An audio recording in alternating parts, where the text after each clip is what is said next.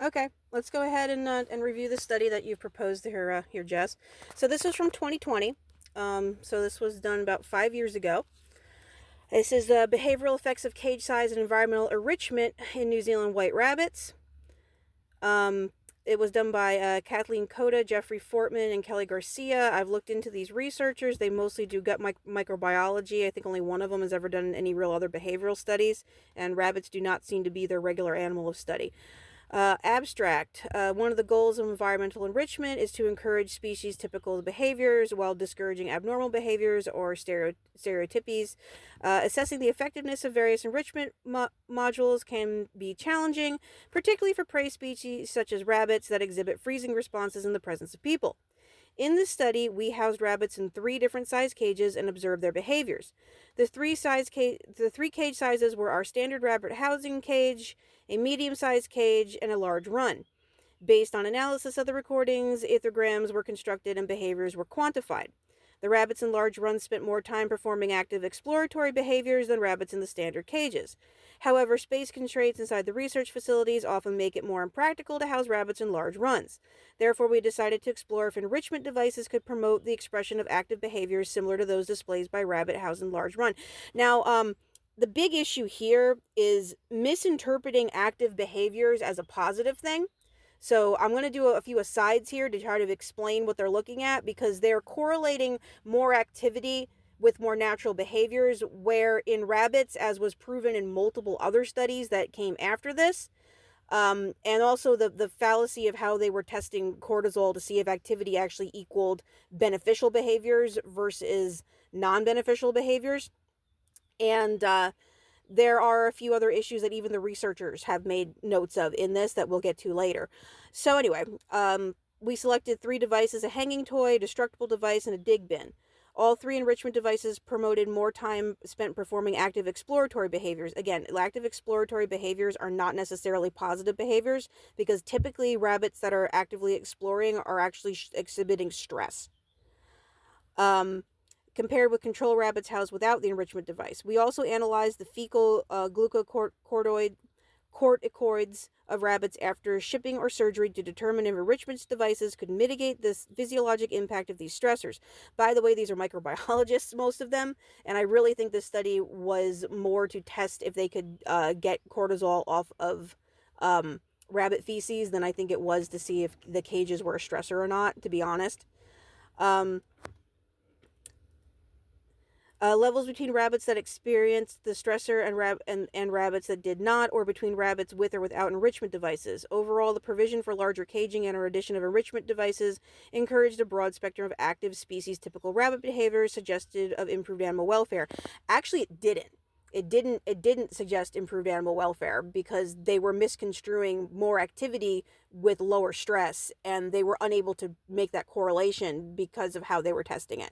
Versus there again, other studies came later that were able to actually determine that more activity equals more stress. The primary goal of laboratory animal medicine is to improve the welfare of the animals used in research. However, our ability to meet this goal is complicated by the challenge of distinguishing true improvements in animal welfare from perceived improvements. Social housing, environment enrichment, and cage size have all been identified as ways to potentially improve animal welfare. The problem is, and I've read these other studies, it was inconclusive, and the issues that they came in with those other studies were that they didn't necessarily actually improve the welfare of the animals, because they actually created more stress. However, the use of any particular strategy may not be applicable for all species, as some animals may be threatened by housing with co-suspicious, intimidated by overall complex environments, or feel vulnerable in large open spaces. Rabbits feel vulnerable in large open spaces. Their cortisol goes up. If you house them together, they fight, which is why every other piece of research over the last 20 plus years has come to the conclusion that you cannot commingle rabbits, especially in research facilities. Thus, we sought to determine which specific components of enrichment programs truly improve the animal's welfare. Has been proved multiple times over. It's toys. Give them some mental stimulation and they are much happier. Let's see. Methods that are commonly employed to evaluate animal welfare include display of species-typical behavior and reduction of abnormal behaviors. The assessment levels of physiologic markers of stress, such as glucocorticoids. All these other studies they checked did not use feces. Every other study that they're referencing used blood cortisol or saliva cortisol. The overreaching goal of this project was to test the hypothesis that increased cage size and or the provision of various enrichment devices could improve welfare of laboratory rabbits, as evidenced by increase in species-typical behaviors or reduction in abnormal behaviors and decreased fecal glucocorticoid. So they were basing most of their study on what the fecal levels were going to be for the cortisol, and they ran into some major issues with this by the end of the study. Materials and methods. All work on rabbits was conducted at the University of Illinois Chicago, accredited institution, and was reviewed and approved by IACUC. Rabbits were acquired under alternate IACUC approved protocols used for present non-invasive study and subsequently transferred back to the original protocol. Purpose-bred male and female New Zealand white rabbits from Charles River, aged 3 to 4 months. Now, I also like to keep in mind that rabbits at the age of 3 to 4 months have not yet reached, for the most part, sexual maturity. They are typically within that less than 90 days old, which means that they're not going to start fighting with each other yet, versus if they want to really test this, you need to test this with adult rabbits, because juveniles do not exhibit all the same behaviors as adults do. They were brought into the facility and singularly housed upon arrival. All rabbits except those on study 3 were acclimated to the facility for at least 2 weeks prior to participating. They were fed a commercial diet of Techlad 2031 high-fiber rabbit diet, provided ad lib City of Chicago water through automatic watering system or water bottles, and exposed to a 14-10-hour light-dark cycle. Pans were changed twice weekly, and cages were sanitized every other week. Standard enrichment consisted of a hard dumbbell device for chewing that was changed out and cleaned with cage change, as well as food enrichment such as fruits and vegetables or hay. 3 times weekly. Yeah, don't give your rabbits fruits and vegetables.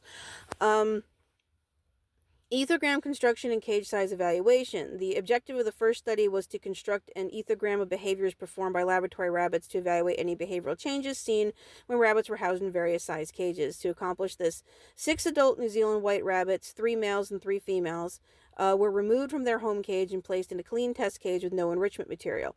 The test cages consisted of a standard housing cage, stainless steel cage, interior dimensions 63-75-40, a medium-sized stainless steel cage, 71, 140, and 68, and a large cage run with dimensions 165-71.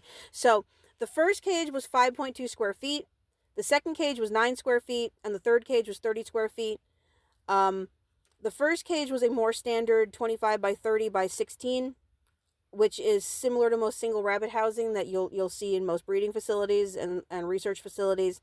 The second cage was a 27 by 44 by 27, which is a larger cage, which would be similar in size to a doe and litter cage. The 9 square foot, although ours tend to run between 6 and 8 square foot for this, and I use an 8 square foot at the house for our house rabbit. And then the large run was 30 square feet total floor space. A rubber mat was added to floors of the medium and large cages to facilitate grip, which is unfortunate because they should have had them on wire. Water was available, however, rabbits did not drink during the observation periods when in new clean cages. That is because that they were getting used to their environment. So they use these stainless steel type cages, and they would probably have to add a mat to these because these are like dog styled cages, so they probably didn't have enough surface area on the floor to properly house rabbits. Yeah. Test cages used for this study included standard rabbit housing with interior dimensions, like I said, 5.2 square feet, medium stainless steel cages with 9 square feet, and a large cage run with 30 square feet. The rabbits were left alone, and their activity was video recorded for 120 minutes. So that's only 2 hours, after which they were returned to their home cage. So they took them out of their regular cage and put them in for a 2-hour observation period.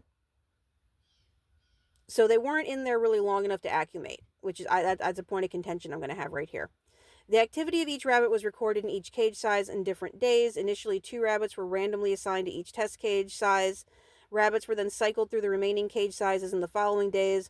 All recording sessions took place in early afternoon.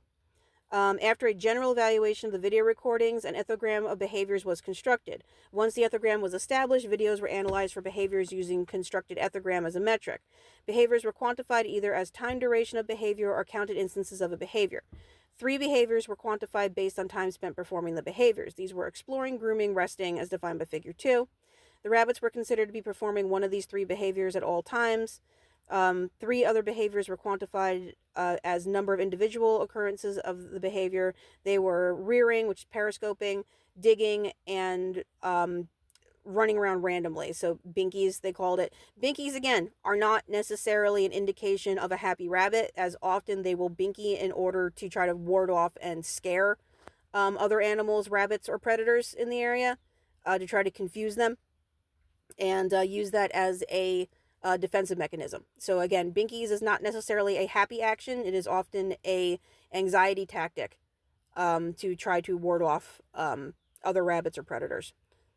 A lot of the times, it's if there's other rabbits nearby, they will binky in order to assert dominance.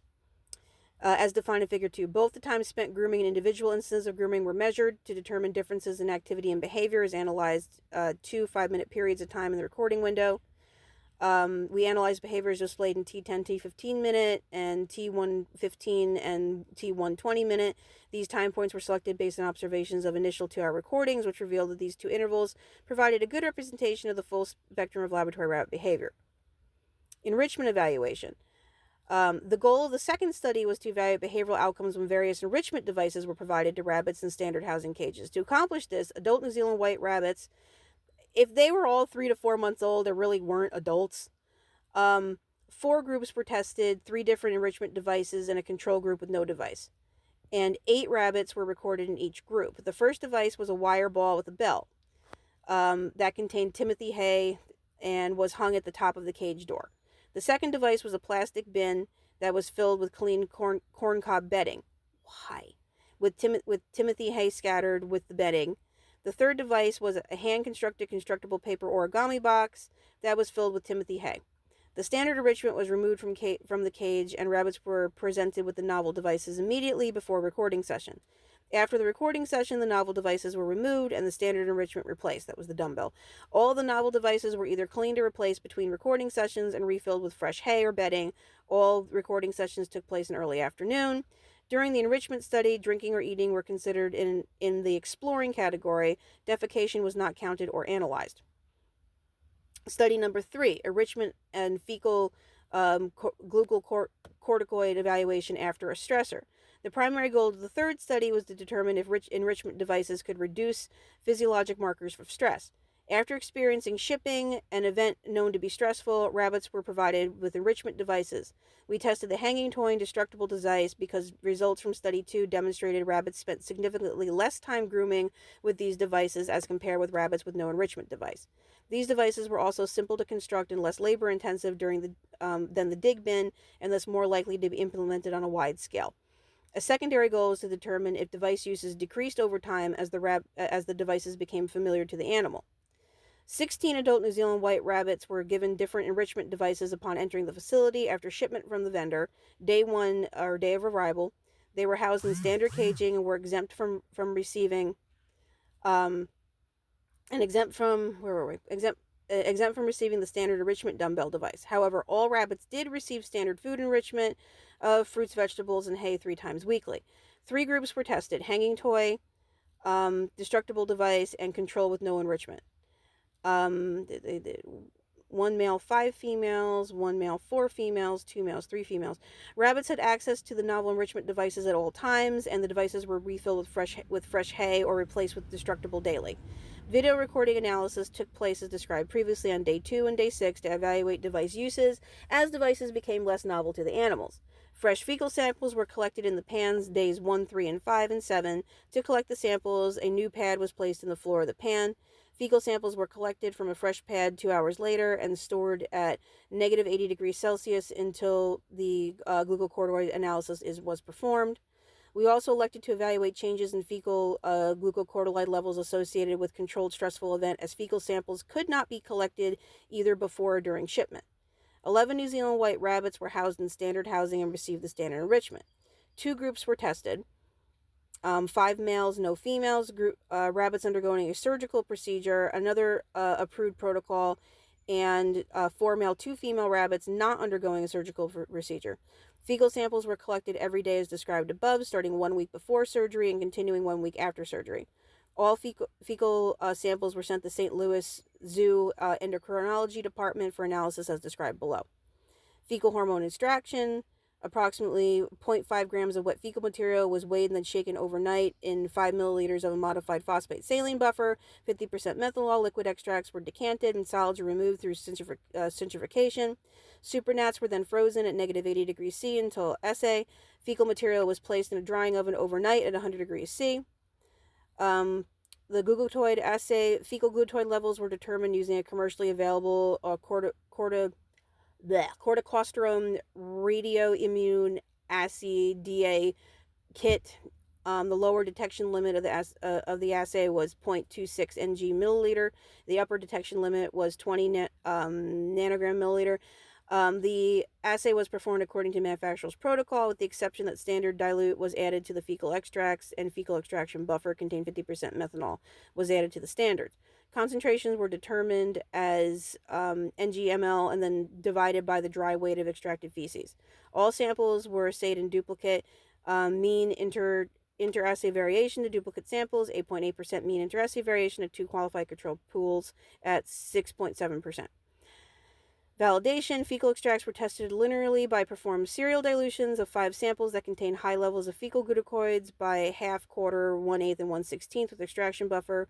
Serial dilutions of fecal extracts measured an average of 91 plus minus 2% of expected values for corticosterone.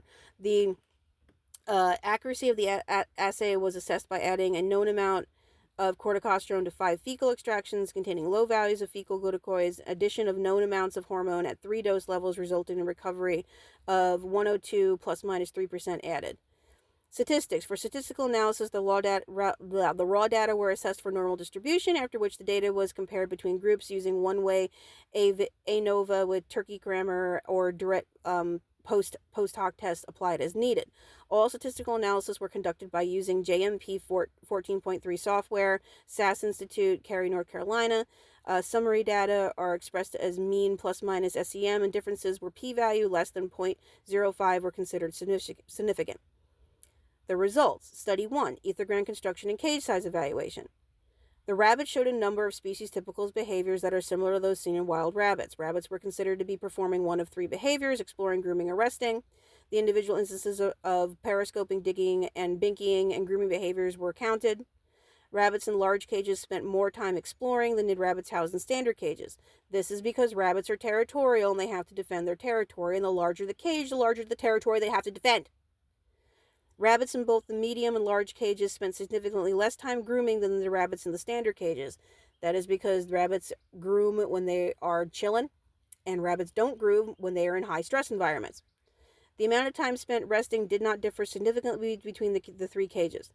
The differences between groups in the number of instances of rearing, periscoping, standard cage 8.7 plus minus 4.6, medium cage 7.5 plus minus 2.6, and 15.7 plus minus 6.2. Binkying, they binkied in all 3 cages. Digging, they didn't do digging behavior in the smallest cage. Well, if these are being read correctly, okay. They were not statistically different.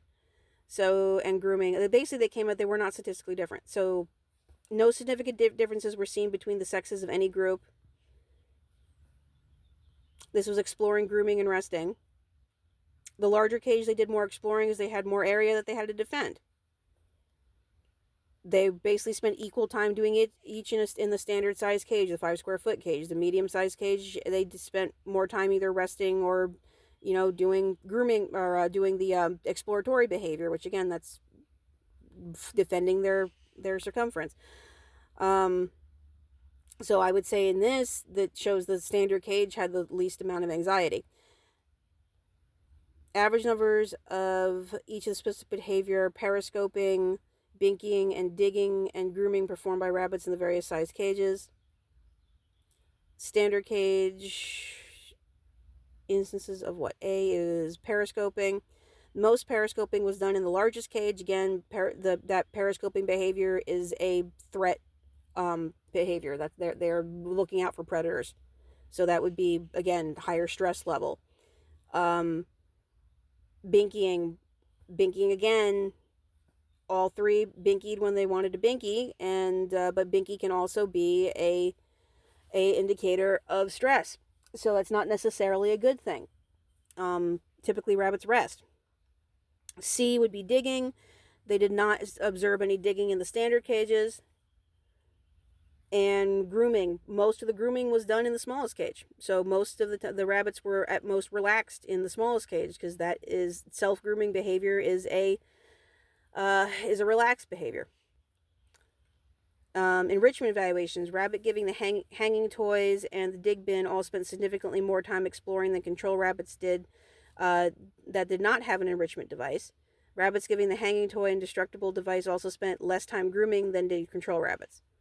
Comparison of rabbits that received one of 3 different enrichment devices, hanging toy, destructible, dig bin, showed no significant differences in the amount of time spent performing any of the 3 time behaviors.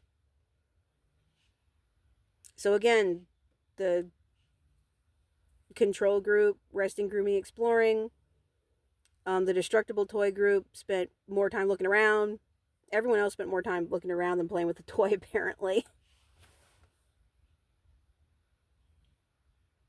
Number of instances of grooming was significantly lower in each of the enrichment device groups, destructible device compared with the control group. The number of instances of grooming did not show any statistically significant differences between the rabbits that received the hanging, destructible, or dig bin.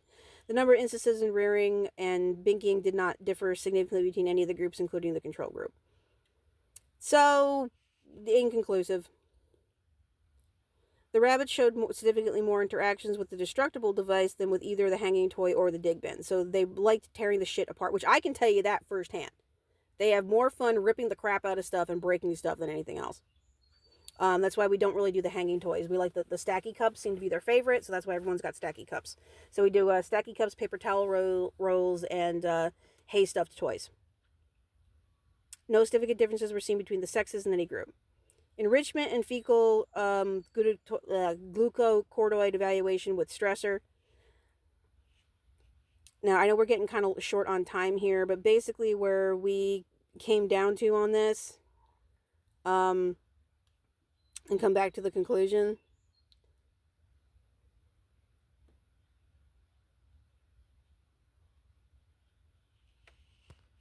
Examples therapy include self-directed hair plucking, over grooming, self-injuries, or stereotypes can measure alternate method of evaluate well-being. With stress, determined types of behavior. So none of them seem to have any major stressors. We found that rabbits in larger cages spent more time performing active exploratories. The rabbits in the wild, supporting the premise cage size affects behavior potentially. But this is the problem. Wild rabbits are constantly in a state of duress.